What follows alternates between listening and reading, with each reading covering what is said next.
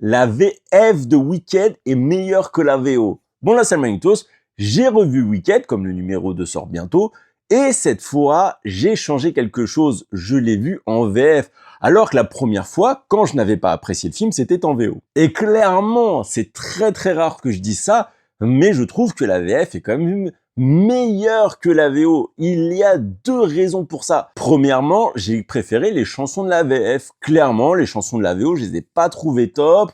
Voilà, ça swingait pas, il y avait pas ce petit truc. Mais par contre, celle de la VF, je trouve que les actrices, elles chantent très bien.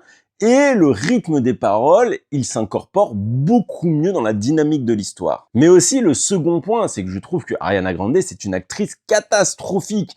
Donc forcément, en VO, comme c'est sa voix, je ne la supportais pas.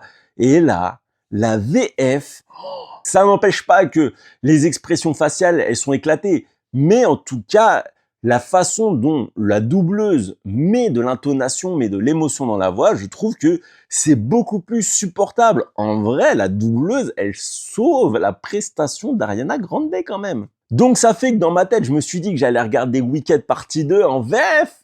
Et le problème, en fait, c'est qu'il y a quasiment que des VO disponibles. C'est le monde à l'envers. Et même quand il y a des VF, bah en fait, les chansons, elles vont être en VO. Mais non, sérieux, vous faites tout pour que j'aime pas ce film. Dites-moi vous en commentaire si vous avez préféré la VF ou la VO.